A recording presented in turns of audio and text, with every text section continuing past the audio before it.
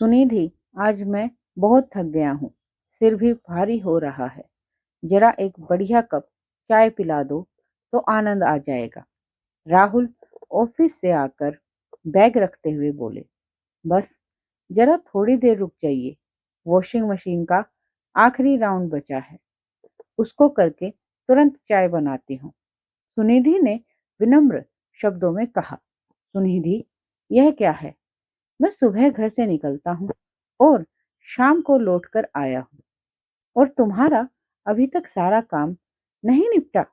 दिन भर क्या करती रहती हो सुनिधि? इस समय वॉशिंग मशीन लगाए हुए देखकर राहुल एक तरह से गुस्सा होते हुए बोला। एक तो सिर दर्द हो रहा है और उस पर सुनिधि शाम को कपड़े धो रही थी, तो उसका और भी पारा हाई हो गया। अरे वह किसी कारणवश से देर हो गई। आपने हाथ मुंह धोया? मैं फटाफट चाय बना देती हूँ, कपड़े बाद में धो लूंगी। सुनिधि को खुद बहुत जल्दबाजी लगी हुई थी, क्योंकि आज दिन भर के सारे काम पेंडिंग पड़े थे। अरे, घूमने से फुर्सत मिले तभी तो सारे काम समय पर निपटेंगे।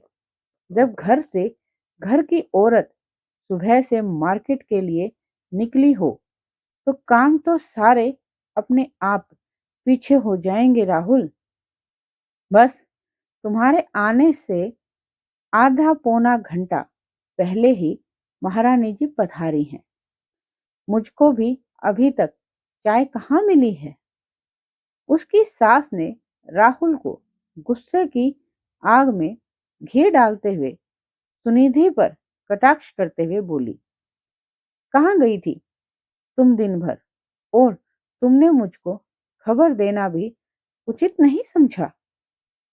सरला जी के इतना कहते ही राहुल तो एकदम से भड़क उठा।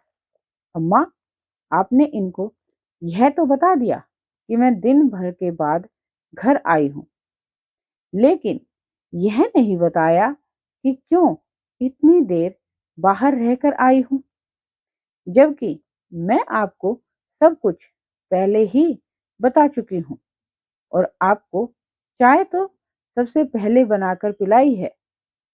आप हमेशा की तरह ही मुझे डांट खिलाना चाहती हैं ना? सुनिधि दुखी होकर बोली। सुनिधि, पहले तुम मुझे बताओ कि क्या बात है?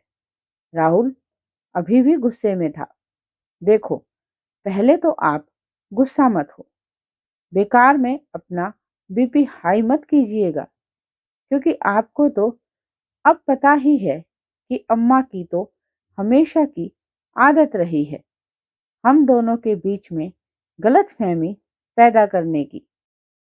पहले मैं आपको चाय बनाती हूँ, फिर सब कुछ बताती हूँ आपको, लेकिन सरला जी अपनी आदत से मजबूर राहुल के ऑफिस से घर लौटते ही बहाना ढूंढा करती थी सुनिधि को डांट खिलवाने की। अगर राहुल जरा सी किसी भी बात पर सुनिधि को गुस्से में दो शब्द कह देता था तो सरला जी तुरंत बीच में बोलकर बात को तूल देने लगती थी, और फिर राहुल का गुस्सा कहर बनकर सुनिधि पर टूट पड़ता था। सुनिधि को परेशान करना चाहती थी, और शायद इसी वजह से दादी भी माँ के स्वभाव से बहुत परेशान रहती थी। जब राहुल का सिर दर्द चाय पी लेने से थोड़ा ठीक हुआ, तब सुनिधि ने अपनी बात रखना सही समझा। आप बताओ सुनिधि, कहाँ गई थी तुम? अब तक राहुल का गुस्सा शांत हो चुका था। देखो तो कैसा जोरू का गुलाम बीवी के सामने गड़गड़ाने लगा है। सरला जी फिर कटाक्ष करते हुए बोली। राहुल, श्यामा को तो आप जानते ही हैं। उसके पति की तबीयत एकदम से ज्यादा खराब हो गई थी और वह बेहोश हो गए। मैं अम्मा को बस इतना बताकर निकल गई कि मैं अभी उनको घर देख कर आती हूँ, और जल्दबाजी में मोबाइल घर पर ही भूल गई। लेकिन जब उनको हॉस्पिटल लेकर हम लोग पहुंचे तो डॉक्टर ने बताया कि उनको माइनर अटैक पड़ गया है। अब तो वह बहुत ही ज्यादा घबरा गई। मैं उसको अकेले कैसे छोड़कर आ जाती, क्योंकि वह बहुत रो रही थी। अभी थोड़ी देर पहले ही उसके देवर और भाई आए हैं।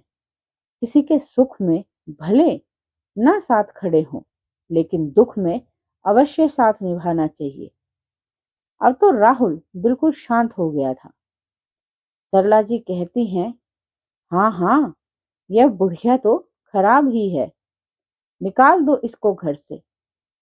सरला जी एकदम से चिल्ला कर बोली, अम्मा, ज्यादा बात का बतंगड़ बनाना अच्छी बात नहीं है।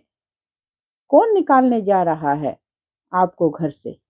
लेकिन आप चाहती तो जब सुनिधि ने आपको सारी बात बता दी थी तो आप शांत भी रह सकती थी। लेकिन आप इस उम्र में भी आग में घी डालने से चूकती नहीं हैं। याद रखिए, यही आपकी बहू आपके बुढ़ापे में काम आएगी। इसलिए अब अपनी आदतों को सुधार लीजिए। राहुल समझाते हुए बोला, हे भगवान, अब तो बेटा भी पराया हो गया। हमेशा आग लगाने के बाद राहुल सुनिधि को डांटते तो सरला जी बहुत खुश होती थी। लेकिन आज पासा पलटते देखकर सरला जी राहुल के पीछे पड़ गई। अम्मा, ना आप सुधरी थी ना सुधरेंगी, क्योंकि आपकी इन्हीं आदतों की वजह से दादी भी बहुत परेशान रहती थी। राहुल इतना कहकर अपने कमरे में चला गया। सुनिधि खाना बनाने रसोई में चली गई, क्योंकि उनका कुछ भी नहीं हो सकता था। यह अच्छी तरह जान गए थे राहुल और सुनिधि। सरला जी अपने स्वभाव के अनुसार अभी भी बड़बड़ाई जा रही थी। दोस्तों, यह थी आज की कहानी। कैसी लगी आपको हमारी कहानी? मुझे कमेंट सेक्शन में कमेंट करके जरूर बताएं। फिर मिलूंगी आपसे ऐसी ही किसी पारिवारिक और सामाजिक कहानी में। तब तक के लिए मैं यही मनोकामना करती हूँ कि हम सब सदा खुश और स्वस्थ रहें। और चैनल को लाइक, सब्सक्राइब और शेयर करना बिल्कुल भी ना भूलें।